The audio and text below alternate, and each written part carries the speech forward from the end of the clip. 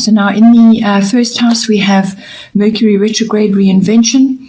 So this card actually follows on, we'll get to it later, but it does actually follow on from the 12th house, and it does affect your 7th house as well. The 12th house is about deep self-analysis and letting go of things, and the first house is going to be how this is manifesting in yourself, because the first house deals with everything to do with the self. So this will be your actual physical self, how you look, how you appear, how you come across to others. It's also your vitality, your actual physical body, your well-being, all your self-oriented interests, whatever that may be. And it's also how you come across to others, as I said, like your personality, your characteristics, and also what you project outwards. Okay, so now with this card coming in, what it's actually bringing in for you is there's a couple of ways that this can go down for you, or it could all apply at this time. But basically, it is about reinvention. So reinventing yourself in some way. So whether this is outwardly or inwardly, or the inward affects the outward, it could be how you're projecting yourself to others. It could be how you're moving forward in the world, because this is also about your personal independence, how you're moving forward in your daily life with others. So it's your effect that you have on the world around you. So with this, it's asking you to have a really deep reassessment at this time. So anything with a re in front of it: reassess, review, renew, release. Any of those kinds of aspects you need to bring in. So it's back to the drawing board. Whatever you have been doing in the past, throughout your life, as you've lived it currently, it's almost like you're undergoing a change, and those things, those elements need to change now in some way, shape, or form. So this is a really good time to have a deep think and come up with a better plan, which is more aligned with you as you are now, which is more aligned with who you want to be, and so on. So with this coming in, it's a very unpredictable energy. It's also about avoid starting new things, or making big purchases, or undertaking important actions at this time, because it's just not a good time to be doing that right now, because the results will not be what you want. Things will go wrong. There will be delays, mistakes are made, and you won't get the results that you require at this time. So if there is something you want to start, or something you intend doing, or something you want to launch, or perhaps you want to start a new physical interest or a new self-oriented interest of some kind, it's best to just delay it for the moment. Go back to the drawing board. Have a good long hard look at everything that you want to do, reassess, and come up with a better plan. It's a really good time to be doing that. Also signing. Mercury deals with any kind of communication, so this can be body language, but it's also about signing documents of all kinds. Just be a bit careful with that at this time, or getting involved with, as I said, big purchases and things. Just rather hold off on that a little bit while this transitionary period is occurring. Back up your technology, all kinds of tech, whether this is a computer or a laptop or a cell phone. Cars are indicated, so this is all forms of transport, but cars in particular. If you're going on a journey, make sure your car has everything done. Everything must be sorted out. The car, the tires checked, everything. It can also bring people from the past back into your life as well. So it's just a pause period. It's a back to basics, reassess, and come up with something better, the way you are currently operating at this time. Then in the second house, we have lunar eclipse change. So your second house is everything to do with your income, the money that's coming in for you, however it comes in for you. And it's also about your self-worth and your value systems and everything you own and your value systems around that. Also value systems about yourself and about other people and about things in your life. So now with these changes going on as I said, in your 12th house and your first house is deep self-assessment and so on. How you are moving forward in the world and the things that you want to do for yourself are going to undergo a change. And this is going to affect your self-worth. It's going to affect how you feel about yourself, how you have felt about yourself in the past. Get rid of negative talk. Now move forward. Try and do new things. Apply yourself better. There's lots of ways that this card come in, but it is essentially change. It's cyclical because it's governed by the moon. There could be a female influence in here. But it is kind of, I feel that this is going to be, because of the way things are going currently in your chart, it looks to me like it's a self-worth and a values update. What you value and what you own are getting an overhaul. All right. You could also be seeing the light about something. You're dealing with something that was overlooked or put off. Something may come to the light as well. It could also be a bubbling over of something. So something that you were aware of, or it was just under the surface. You didn't do anything about it, or you couldn't do anything about it, and now it comes out. You will feel out of your comfort zone. There will be an upheaval of some kind, but it's an unexpected. If you're aware of it, if you're aware there was something there that you needed to deal with that didn't get dealt with, this is going to be essentially a bubbling over of that. But the actual abruptness and the speed of it may, as I said, may actually upset you quite dramatically. It will just change the way you are looking things at currently and how you are moving through the world. So it's an abrupt change could come in for you. This could also just be obtaining a new perspective or an attitude about things. So it's really going to change the way you view things. This could be the way you view yourself, how you are in the world, how you appear to others, how you are operating in your daily life. It could also be how you view your money, how you earn your money, and what you value in your life. Maybe you're undergoing a change now where a lot of the things that you used to value, you don't value anymore. They just don't. You've outgrown them or outlived that concept now. So this can bring in a very new perspective, a new attitude, a sudden awareness. Okay, but whatever it is, it's inevitable, this change, and it's very necessary. So this goes hand in hand with other things in your chart, as I said. It's cyclical. The change, once it occurs, could complete within 6 weeks or up to 6 months. So this could be taking place over a period of time.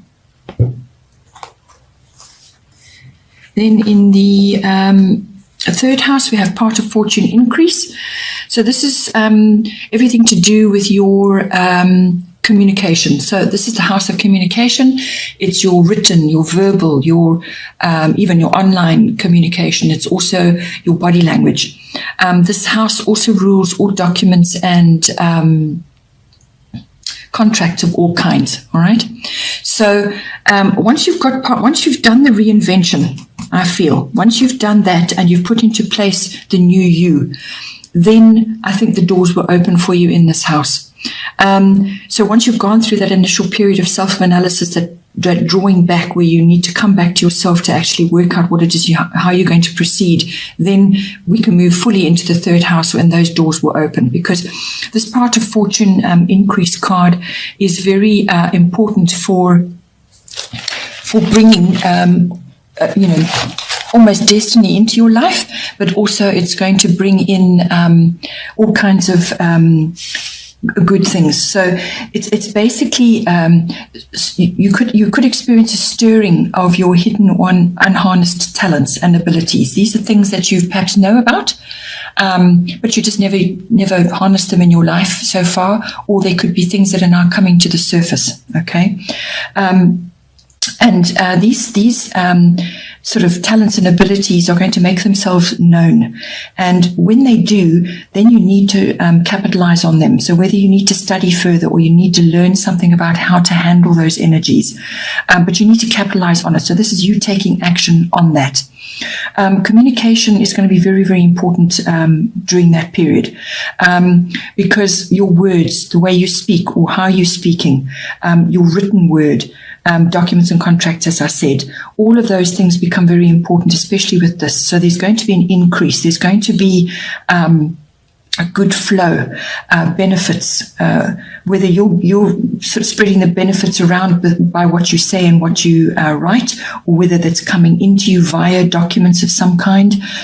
Your popularity could increase, or you could experience recognition of some kind. So this is recognition for what you have done so far, or just could be something you say, or you may have to get up and make a speech, and you're recognized for what you said, or it could be an impromptu thing. You could suddenly discover that you are really good, a really good speaker, or that you are a good motivational speaker, or that you're a motivational writer. There's lots of ways that this can come in, but it's a rising of your talents and your abilities. But it's also a destiny card. So this is meant for you. Good fortune comes to you. You can overcome conflicts if you're experiencing conflicts with others. And this could be communication with people in general, but it can also be with specific members of your family. So this is siblings, aunts, uncles, cousins. It could even be with neighbors. So if you have had conflicts of some kind, this is a good time to overcome them. So it's good flow, benefits coming to you, doors opening, there's recognition involved there. So it's really a rising of a whole new you, as I said, which has already been activated so far. So now, the third house can also cover trips this is local trips, short trips of all kinds. You may be asked to go and perhaps speak or do some kind of presentation, or it could be that you are given a gift, a reward, or a trip, and you can go away and enjoy that. This can really bring in lovely things for you. Then in the fourth house, we have earth element stability. Your fourth house is everything to do with your home. It's your physical home, the actual structure, or it could be where you're currently residing. It's also the atmosphere in your home and the people in your home. And it also is your relationship with your ancestral roots, your foundations, or just your family foundation, where you came from, and your ethnic identity in relation to that, which, could also be changing, or the relationship that you have with that whole situation could be changing as well. But with the earth element stability coming in, this is going to bring a stabilizing force in for you.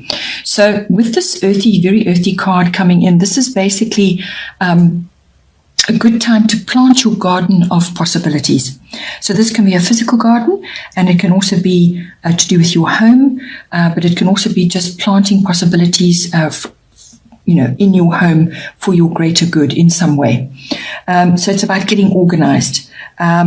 You could also be somehow building something, or you're obtaining land or property or farming, or you're living close to nature, or you've obtained a plot and you're now going to develop it in some way, or you just want to grow things and live closer to nature.